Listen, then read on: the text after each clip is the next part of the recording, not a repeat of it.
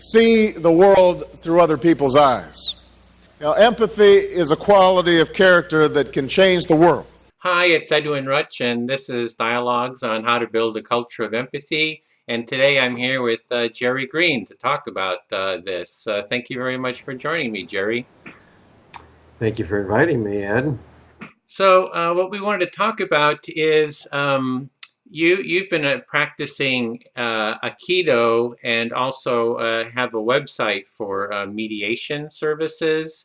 And your work is influenced by nonviolent communication. So we kind of wanted to, just introduce you a little bit, maybe show your website, and then talk about the role of empathy within Aikido, how it kind of relates. And so in terms of introduction, is there anything else you'd like to, say about yourself before we get started?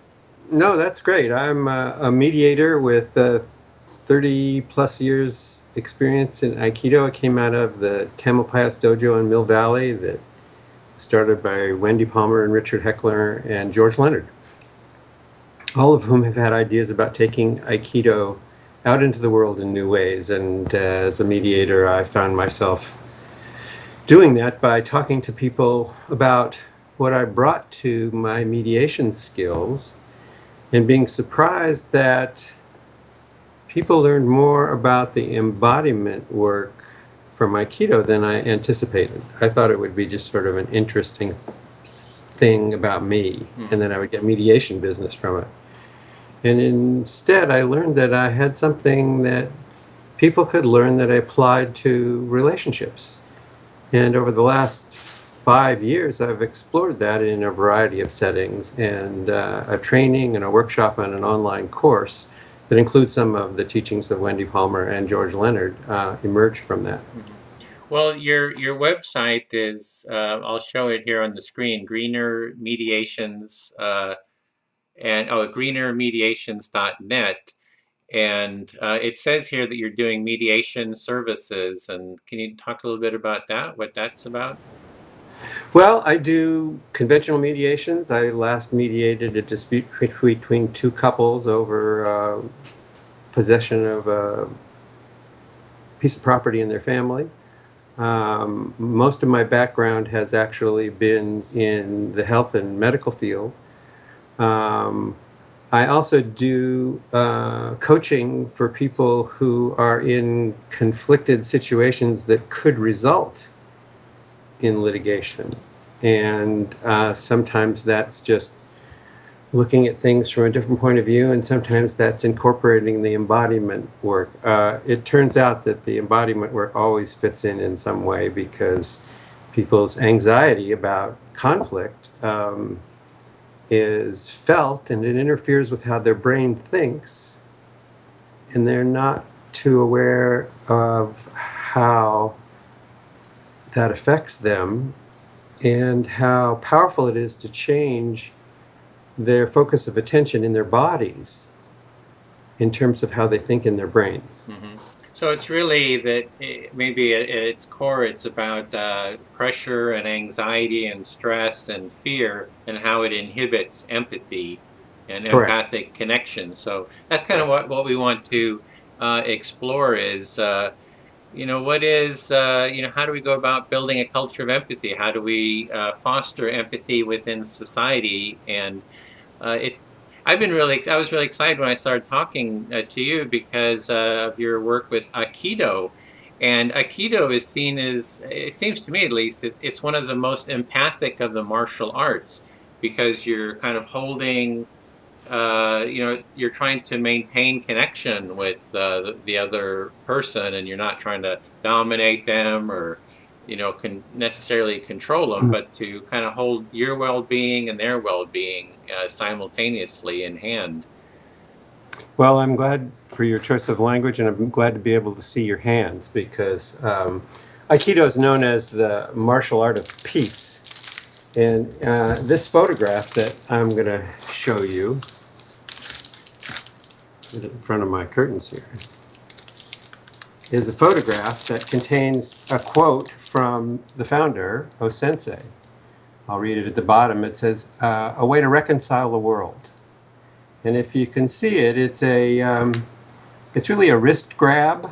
The guy on the left is having his wrist grab, but he's offering something, and he's also receiving something. There's something about giving and receiving, about the attitude of giving and receiving in this photograph that conveys an essence of a response to pressure, which has basically three elements. It has ground, it has center, and it has extension.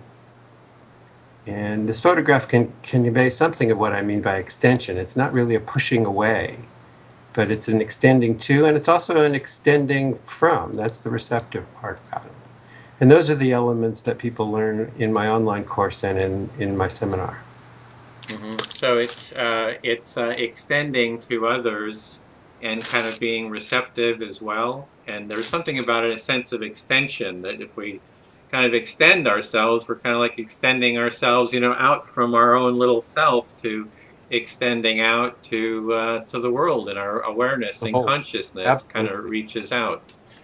Absolutely. In Aikido, a lot is said about how the attacker is off balance because he's out of harmony with the world. He's after you. Okay? And if your response to him can be some kind of welcoming that's also in touch with the whole world, you have the potential to bring both of you into harmony, bring the conflict into harmony, because the world is really ultimately about harmony. The earth goes around the sun because it's in harmony with the sun.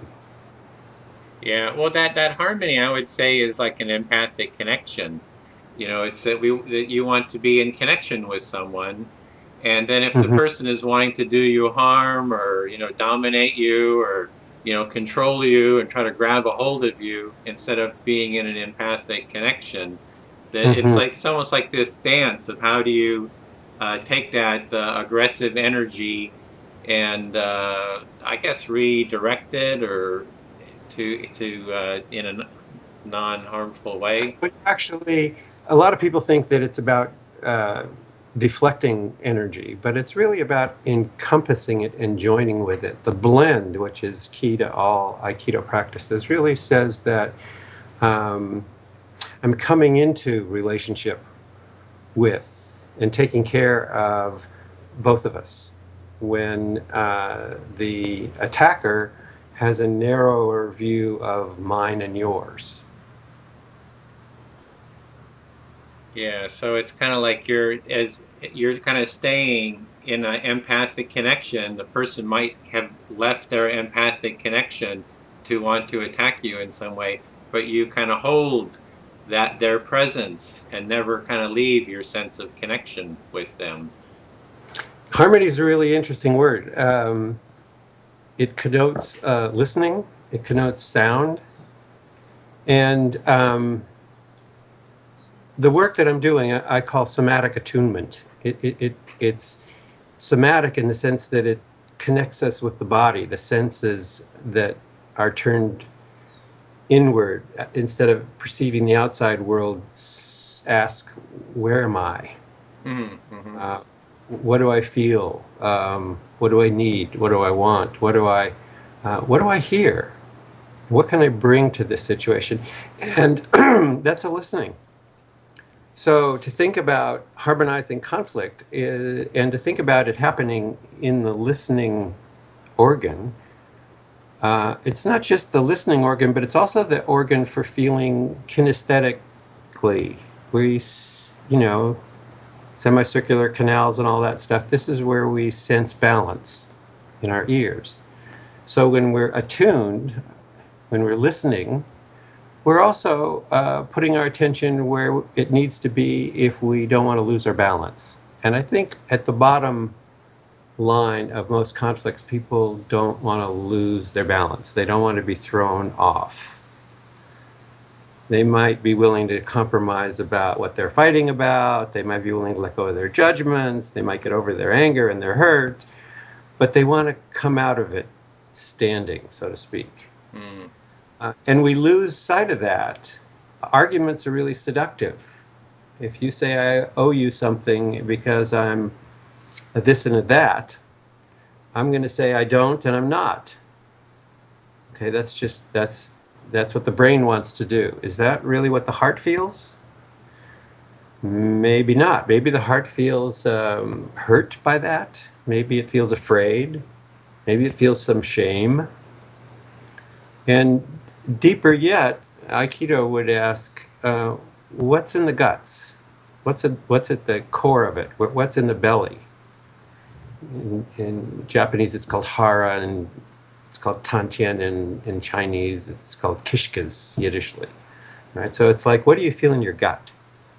And the gut has wisdom that's intuitive. It's not the same as the emotional intelligence of the heart, which is more about feelings. I feel angry, I feel happy, I feel sad.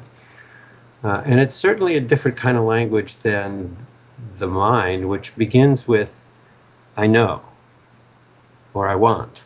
It has a concept, it has a point. Belly is a point, it doesn't have a point. It's in the middle of it all, and it's most associated with the unmet needs that Marshall Rosenberg wants to get to in mediation work. Sometimes people can get there from the language skill. I think it's way easier to get there from the senses, because go to my heart. I can feel what's in your heart. I can hear the tone of your voice if I want to shift my attention from the words that you're using to what's the song that you're singing through the words. And if I'm willing to even calm that passion, because there's a lot of passion in the heart, there's a lot of anger in heartfelt stuff. But if I can drop down into a place where, you know what, it's not so clear, I kind of have to imagine, right? And intuition comes from imagination. I can't imagine when I'm angry. Or hurt, for that matter, or reactive. And certainly can't imagine why I'm busy saying to you why I'm not and I didn't. Yeah, so it sounds like this is like the physical sensation. You're wanting to really feel what's going on in your body, and are you literally just kind of feeling into your body, down into your belly area, into your guts? Are you like Well, I'd saying say what's going on down there right now? that, I that's feel a little bit of a gurgling right. feeling. Maybe it hurts. Maybe you have to go to the bathroom, and maybe you have to drink some water or something. But actually, it's more about feeling the obstacles to getting there. And the obstacles to getting there are predisposed responses to pressure. We all have predisposed responses to pressure, and actually there are not that many of them. I like to think of them in three categories, and they apply, interestingly enough, to words as equally as they apply to physical pressure. In Aikido, we don't use words. I grab you, and you respond to the pressure as you do. You will respond to the pressure according to your predisposed response to pressure. You might freeze up when someone grabs you. Okay, so that's actually the thing. You feel what's real in the moment. Okay, and in the moment, if you have the capacity to settle that freezing up down, you could feel something deeper in perhaps your heart or your hara. Probably not while you're in your predisposed response. And you know what? The predisposed response is always there. What we train in Aikido is to get off it quicker, and to realize we have a choice to act on it or to go deeper. And going deeper, really, I go deeper in threes. Actually, there's three predisposed responses to pressure. Before we do that, kind of going back a little bit, I'm interested in how do we build a culture of empathy. Would you say that Aikido is kind of maintaining a state of empathy and trying to expand on that? Certainly. And its foundation. We're talking about here's a physical way that you can kind of be in a state of empathy and maintain an empathic connection with the other. Right. If you can assume a posture or an attitude, and the attitude, empathy is an attitude, and it has a posture. This is not empathy. All right? You know I'm not being empathetic if you're driving me nuts. Okay? So if I can get some sense of presence, Aikido is about finding presence under pressure. If I can get some sense of presence as an attitude and a feeling in my body, and I train myself to go there frequently, like a Buddhist would do, insincerely, just practice getting there when there's no pressure. Then when pressure comes, you have the option to go there. Mm-hmm. So you're kind of like, find the state of being in an empathic connection, find the visceral feelings of what it's like to be in connection and holding connection with yourself and connection with others, and then find that state of awareness, and then you can kind of see what happens when you start feeling pressure, and how do I respond to that pressure. And I guess pressure could be I would see it as maybe fears or anxieties or threats, or I mean, pressure is kind of like a metaphor, right? Pressure is like somebody pushing on you in some way. Yeah, somebody wants to take my something. Mm-hmm. Ultimately, they want to take my center, and I want to keep my center. But maybe they want to take my head, or my money, or my house, or my wife. But what we're talking about here is actually really close to the first question you asked me when we started talking about building a culture of empathy. I said, I could see from your website that a lot of people could read your website and be a fan of empathy as a good thing. The world should have more of it, without seeing empathy as a potential for action. Empathic action we have been speaking about it adds something. I can love what Mother Teresa does and do nothing about it. Or I can bring some of that into my relationship with a significant person in my life or a business partner.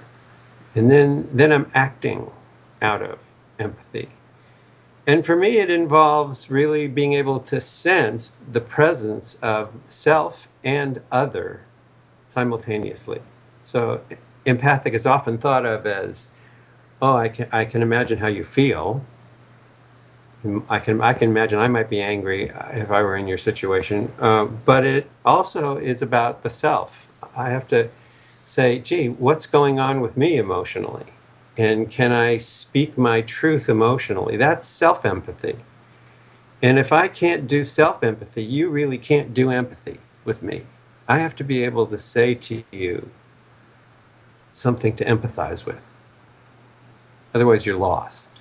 So if we can teach people to engage, and Aikido is about connecting under pressure, and be interested in the feeling presence of both people, both self, and then my language can be, you know what, I'm frightened now. I want you to understand that I'm in a vulnerable position, and that enables you to be empathetic. And I can say, I can imagine from how you're darting around that you're feeling uncomfortable and you want to get out of here. That's an empathic feeling. But I might have to read your language, and maybe you just got a feather in your pocket and you need a place to sit. So I don't know until you have enough self-empathy that you can say, you know what's really going on here is I'm angry at you. Oh, good. I can empathically can say, I can feel your anger. Thank you for saying that at least. Now I know what's going on here. Before I just thought I was bad. That's what you were saying. Yeah. So the empathy part is kind of like holding my humanity, my feelings, and yours at the same time. Good. So we're kind of like holding our common humanity and saying, okay, a lot like in the 50s, it used to be the women, here in the United States, it was like you're supposed to sacrifice yourself for the family, right? It's like you're not supposed to hold, you're not supposed to hold your values as kind of like equal or hold them at the same time as the rest of the families. Okay. And it's like all kinds of neuroses and who knows what kind of happen because somehow, we need to be seen and felt. So it's like... Hold your hands right where they are. Okay. Okay, and we'll make a little lesson out of this. I want you to open your hands and extend your fingers toward everyone. There you go. And how does that feel different? Does that feel any different to you? Yeah, I mean, viscerally kind of going like this is kind of the energy is kind of going, curling Good. back around. And when We would say in Aikido, it's a mixed message. There's an extension here, but I'm pulling back a little bit. Yeah. And now, just in your palms, feel some weight so that everything drops a little bit, and let it contain it in a bigger bowl. In other words. Oh, okay. There you go. Okay. Now you're making a little space for me. Now you're making a little space for me, and keep the extension. Did you notice you lost the little extension? Okay, I got just fingers. Oh, I see. Yeah, and feel extension without feeling reaching or stiffness. So you're playing around with the energy coming out, and it's almost like you're ready to catch a ball in the outfield too. So you're receiving extension. Okay, extension involves that ability to catch a ball and be receptive. And in a way, reach out for it without grabbing at it. If you grab at a fly ball, it's harder to catch. Okay, and you're giving me something. You're giving me whatever your interest is right now. I can feel that. Yeah, it feels good. It has a nice. I can feel it all the way through my chest. It's like it's an opening and it's almost like an energy kind of going kind of out. You know, so right. We practice actually feeling that. It's like if you can't feel it, imagine being Darth Vader and having these ability to send rays of energy out into the universe, and you put yourself in the frame of mind where your hands are doing something, and all of a sudden you actually feel something. Whereas if you kind of take the attitude in your body that's kind of strange. You're less likely to feel it. You have to be open to feeling. And that comes from watching. If you go to an Aikido class, you'll see that seeing someone roll with beautiful extension and be round and essentially be thrown, and a dance happens and they come back on their feet again with a smile on their face. Yeah, well, that's what I love, because I love that visceral feel that you just talked about. I mean, a lot of especially the academic dialogue about empathy is very conceptual, and it's this felt. It's like really feeling. There's with Aikido and dance and acting and the arts, it really gets into the felt sense of what does it really feel like as a visceral feeling. And I think that was actually a question I'd kind of posed to you was, well, one was kind of if you had a metaphor for empathy, but also what is the felt bodily experience within your body of empathy? I would answer it in a little different way than you asked it. I would say the answer is presence. I'd say ask the question when, not what, right? And if it's in the moment, if you're feeling what you're feeling, your hands were pointing to your heart while you were speaking. So it was clear to me that this was not a very heady conversation to you.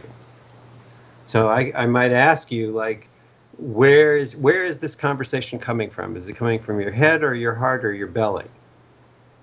Oh, if you're asking me now, it's I'm trying to kind of be relaxed, and it seems to be coming from around here. It's kind of a broad, kind of a spacious kind of space that it's coming from. Okay, so what would you say if you closed your eyes for a minute and put yourself in the center of your chest, in your heart, so to speak, and take a breath and just feel the quality of the breath, and maybe describe to me the quality of the breath in the context of what you're thinking about. Don't lose your train of thought, but change your perspective. Speak to it from lower in your body. Yeah, I feel the breath. You know, I can feel the kind of the heaving of the breath. My whole chest is kind of I guess the term is heaving. I feel kind of a combination of kind of a spaciousness as well as kind of a little bit of a constriction feeling, like within my head. You know, kind of a overall. Good, nice. Actually, you're describing a common, we would call it a split, a head-heart split. There's part of you that wants to keep a train of thought and keep the job going here Yeah. and understand, And then there's part of you that's dropping down into encompassing the feelings in your heart, but you're able to speak to that a little differently than you speak from your head. I mean, I can see it on your forehead. When you're speaking from your head, I can see the wrinkles in your forehead. When you're in your breath, your face is open. Yeah. All right, and if you want to go the next step with me, what's the thought right now in your? And I ask that thought. What's the thought in your belly about all that we're talking? Nice. That's a perfect answer because says I'm listening. That's a humming sound. Yeah. All right. The only sound we make with our mouths closed. So it's kind of I don't know is the first thought. It's kind of like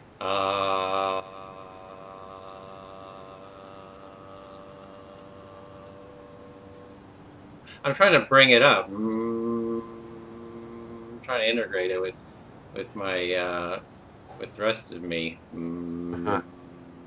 Well, it's interesting. You're playing with two sounds now. You're playing with which is normally associated with the heart sound, is an open sound, and which is more like water. It's more fluid. It's like more wondering. It's kind of comes from a place of I'm not so sure, but something there. The head wouldn't say that. The head wouldn't say I don't know. It might say it to itself, but under pressure, it's going to probably try to say what it knows, not what it doesn't know. The belly is comfortable saying what it doesn't know because there's wisdom from in the place of not knowing. And Aikido also trains us to be open to that possibility because it's actually wiser than many heartfelt and very head thought strategies when it comes to dealing with pressure. Somebody's coming to you. I'd really rather not know what I'm doing, but be in my center than have an idea about how I'm going to handle you. Or for that matter, be stronger or less afraid. That's kind of heart stuff in the situation. Okay, so I have some fear. I have some ideas. I'd rather knock your head off before you knock mine off. I have some feelings. I have some anger and some resentment that you're attacking me, and some fear. Can I include in my options? Because each of those two options would lead to a strategy. I can do a technique I have in my head. I can be angrier or stronger than you are, or I can be, present, open to some possibility, and engage you in a way that isn't planned. Or for that matter, even strength trained for. And that's belly wisdom. That's intuition, and it also gets us closer to unmet needs. Marshall Rosenberg says there's no dispute that's not resolvable when parties understand one another's unmet needs. Problem is, emotions get in the way, and judgments get in the way. Emotions are the heart's stuff, the passions. Judgments are the head stuff. They don't go away, but they have to be reined in a little bit to draw attention to the core. Yeah, well, as I'm kind of sitting in that core, it's like I'm kind of like sitting here. It's like, okay, now what? It's like, okay, so make a move. Give me some energy. Let's give me some energy to work with, or I can just wait here, for some real energy, or should I offer something? Should I put something out there? Or well, you asked me some questions that we haven't gotten to. Okay, well, let's do them. Let's go down the list. You asked me the question: where do you feel empathy? Yeah. All right, that's a great question because this is not just a thought up question. It has something to do with feelings. And I said I wanted to answer that question in terms of I changed the question a little bit to what are the somatic dynamics of empathy? Where do we feel it in our body? And where we feel it in our body is in conflict situations, in you and in me. So the first level is there's two answers to the question. Each locus has the following three questions. What does my head think it wants? What does my heart want? And what does my hara need? And I say needs there and wants because the heads and the heart are wants. But to be able to ask those three questions is an opportunity to draw your attention to three wisdom centers in your body. It doesn't say that you don't have to do what your head wants. It says, is your head smart enough to understand there's heartfelt feelings here too, and maybe there's unmet needs, and they lie beyond the realm of knowing?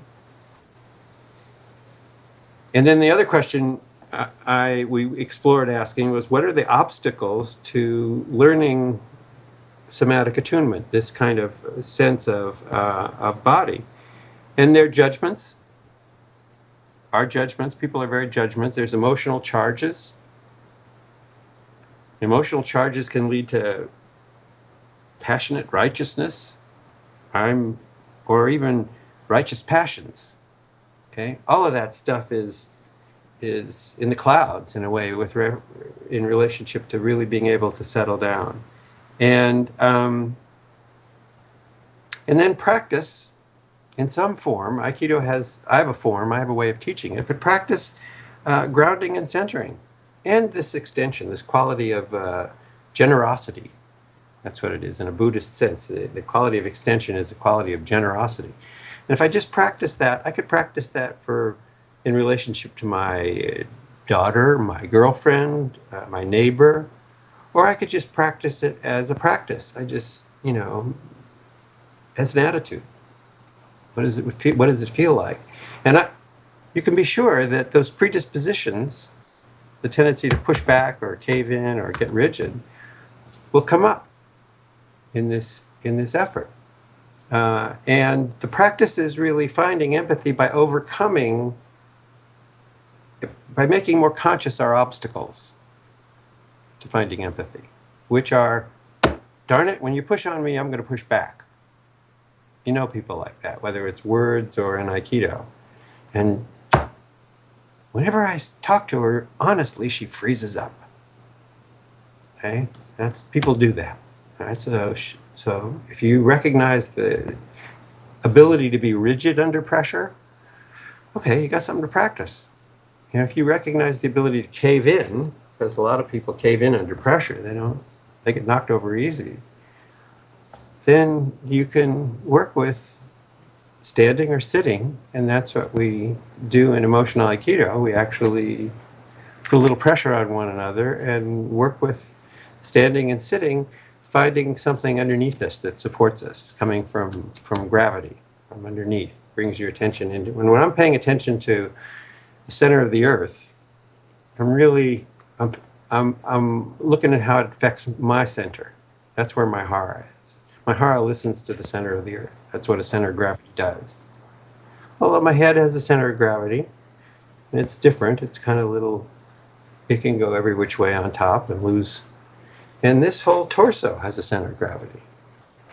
Okay, that's a really interesting way to just get into feelings, is to just feel it moving around in space. And all of a sudden there's a dance to finding out Aiki wisdom. This is Aiki wisdom. This is body wisdom. Aiki, by the way, means energy blending. So the form of Aiki is literally the form of like wave coming together and forming a wave. And so it thinks about, there's a resolution that's not me and it's not you, but it is both of us. And ki just means energy. So it means blending energy. And do means the study, the place of study.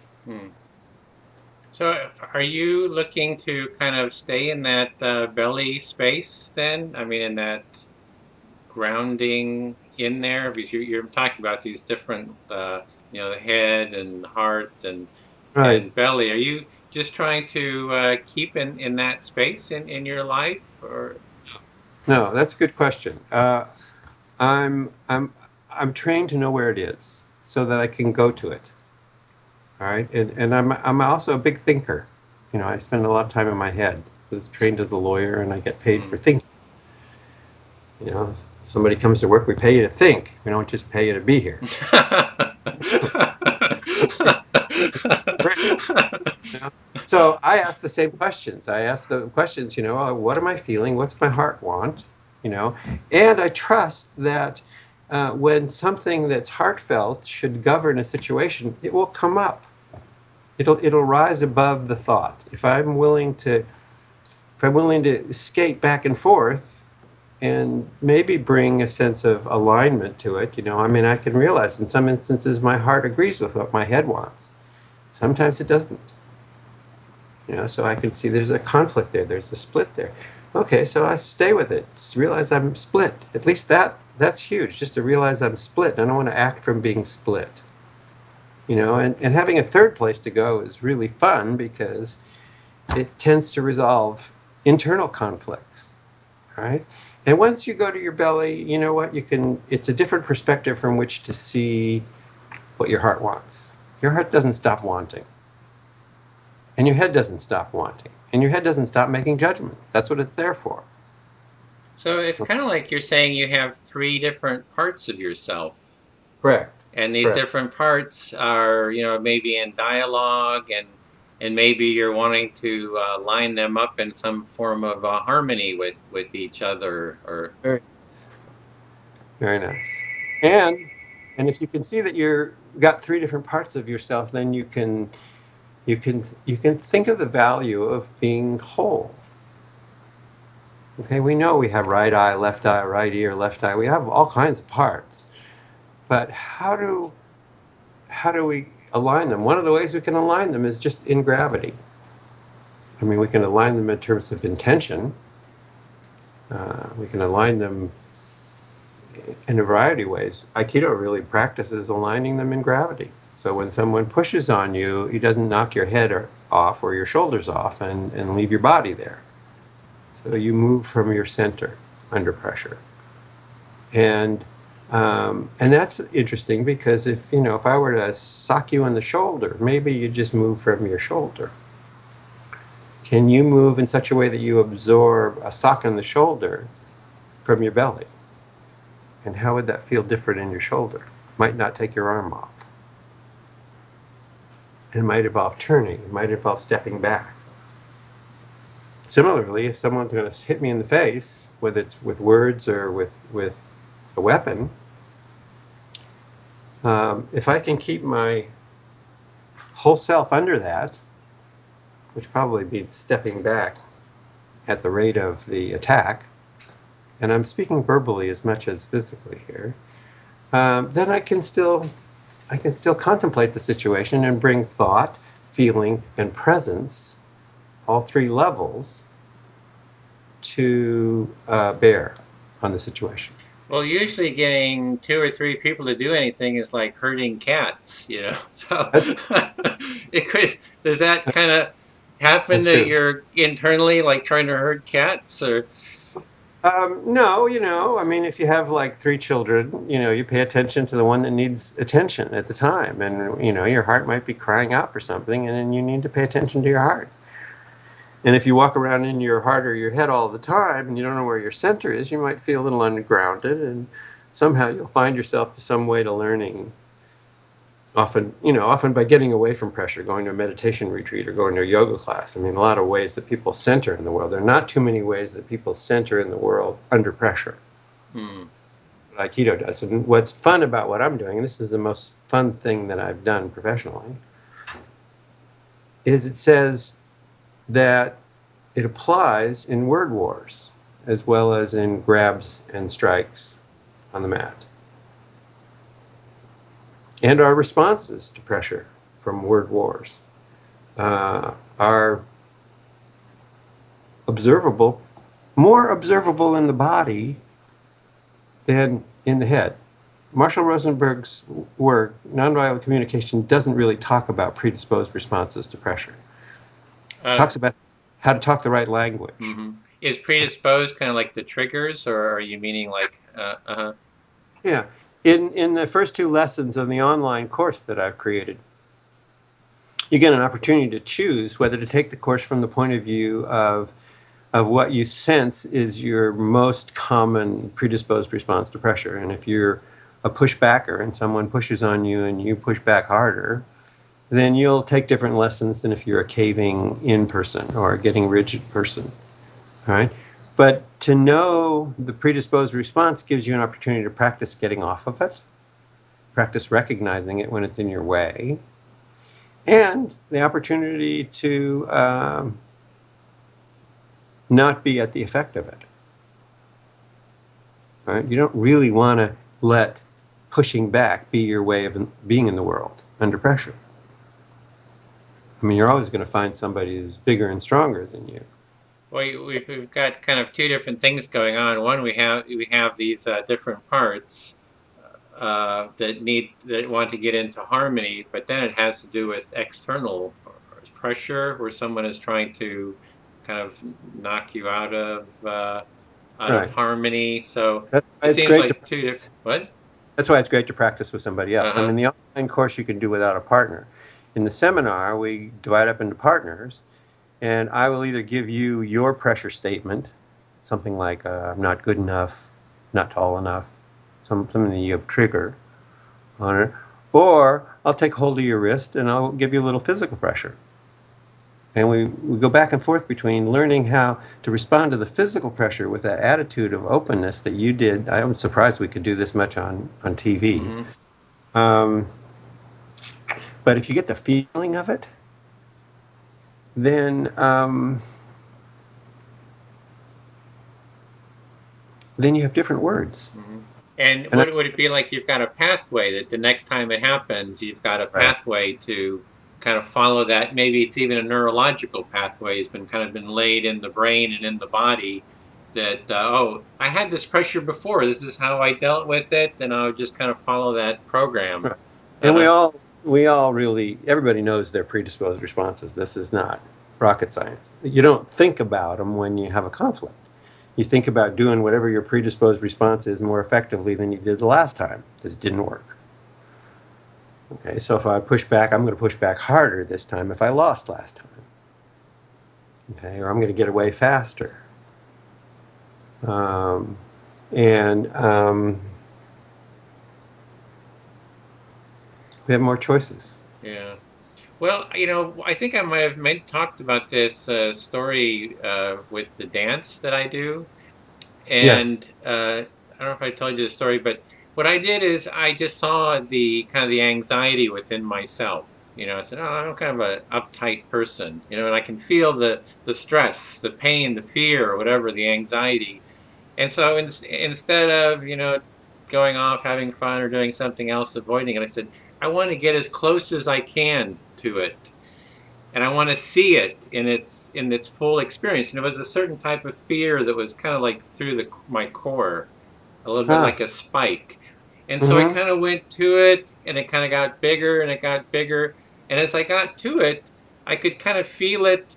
It actually kind of left a tingle in my back, and then kind of disappeared. And I kind of like walked through it, but within about 3 or 5 seconds later, a different one came. It was like this heavy kind of heaviness kind of over me. I said, okay, I'm gonna just let myself go into it, and I kind of got closer and closer, and then after a while, it kind of dissipated, and it was just like ongoing. It was just kind of going towards my fears and anxieties, and it Mm-hmm. seemed to be each one had a different, almost like a different aesthetic quality to it. Do you know what I mean? It's like one is kind of through here, the other one is kind of in the belly, across here. Another one is like a heavy, heaviness, and they all seem to be kind of manifestations of fear and different anxieties. And I just kept kind of going through. Then I started looking in other people, saying, "Oh, where's your fears?" And then trying to go towards those. And it was a Nice. very transform. It was one of those peak experiences where at the end, after every fear that I went through, I felt I could feel like, maybe the oxytocin, some kind of a little stress, a little something more relaxation. And after, at the end of the dance, I was in that belly place that you're talking about. Absolutely. I was just like, it's almost, tearful. It's like And just, actually, you're doing a practice that we do in the seminar, which involves feeling something in your somatic state and holding it in your hands. It's just a self practice. And when you're ready, stepping back and dropping it down. And in the drop, like you would drop a ball and a ball bounces back up, when you totally release something, something fills the vacuum. Right? So if I'm anxious and I'm willing to hold my anxiety in my hands, and I'm willing to, at a certain moment, to step back and drop it totally, there's something that comes into the space when I let go of it. It may be interest, intrigue. It's another quality. It's another somatic state. Immediately, same practice. Hold it, take it in, feel it. When I'm ready, drop it. Precisely what you did on the dance floor. Okay? And open up to something filling the space. Right? So there's so that the practice, it facilitates moving through the barriers. Every one of the barriers you described were burdens that your body was carrying. And you described moving into it in a way of both letting it go, and you talked about moving through, and you made motions that said something was behind you. A lot of feeling centered is really learning how to balance the energy field behind you with the energy field in front, because our eyes and our ears point forward. I kind of forget what's behind me. Okay, I can practice. I can turn around and look. You know what's behind you. If you want to just increase your awareness of the things that are on the wall, and by thinking about them, you'll find a center in your body more than you would if you're staring into the camera. Okay, so you're describing part of that practice. Another practice that really seems related. At the beginning of class, I usually have people do a random walk around the room with some pace, just moving into the open spaces, and then cut the size of the room in half, and then cut the size of the room in half again, until we're moving around in about an eighth of the amount of space that we started, still with some movement. And you can imagine people feeling a little whatever they feel. claustrophobic, more and more At the constricted. end of the class, after they've gotten more generous with their ability to feel everything, including the people that they probably felt they wanted to stay away from in the beginning of the class, we do the same exercise. And you should see the smiles and the laughter and the touching and the fun that comes doing the same thing that we did at the beginning of a 2 or 3 hour session, after having felt ground, center, and expansion. Just a feeling of being generous. And I do a dance practice called soul motion that sounds a lot like. Oh yeah, I know Solo. Do you do it here in Berkeley? Is that the one with Sousa? Yeah, I do it. There's Zuza here. Okay. Oh, she does it in there too. Okay, yeah, it's pretty. I know it does. Same practice, and she's married to an Aikido guy. So in some ways, Aikido and soul motion are connected, as are Aikido and contact improv. I also wrote an article on the spiritual dimensions of head, heart, and hara that Zuza had found a year before I met her. And she says, "Are you the guy that wrote the article about the Shema, about listening, inner listening?" I said, "Yeah, how did you get it?" She got it through the meditation community in some way. And she said it was really meaningful to her in teachings. And it's really about the elements of circle, square, triangle. These are the three shapes of, the simplest sacred geometry shapes. And in Aikido, O-sensei talked about circle, square, and triangle as the way that energy moves in the universe and in the body. Like the triangle, everything comes to a point in the head. The stability and right-leftness of the pelvis is sort of the square. And there's an ability to adapt to situations that's in our torso. And he says energy moves in the body in this way. There's an article on my contact page that you can download about the connection between the significance of that in Aikido and in Jewish mysticism and Kabbalah, which has been an area of study. Well, that's what I was excited about when I kind of got in contact with you, is this whole somatic quality, like, you know, the dance, the Aikido, the, you know, that there's this whole felt experience of empathy, because that's really something I'd like to, you know, kind of delve into more, and that quality of that we can actually learn about. We can become more aware of our senses, more attuned to the subtleties of what's going on in our inside of our bodies, and learn how to maybe deal with those anxieties and fears, which are kind of constricting and inhibit empathy. So kind of the more attuned we are to our body, the more we can be aware of the fears, the anxieties, you know, the suffering, the alienation, and all those other feelings that inhibit us, that, you know, we can kind of open and be more receptive and more able to connect with others, and create kind of this culture of empathy. We're doing it. Yeah. You and I, right here today. Yeah, just do the exploration and the sharing. Well, we've gone for almost an hour, and, you know, I love this exploration. Is there any kind of final things we should talk about that you feel hasn't been covered? If you want to do more of this on the computer, you can find Tuning Into the Body on my website. It's the Emotional Aikido tab, and you can explore simple half-hour lesson, 10 of them. There's actually an introduction by Wendy Palmer and an afterword by George Leonard.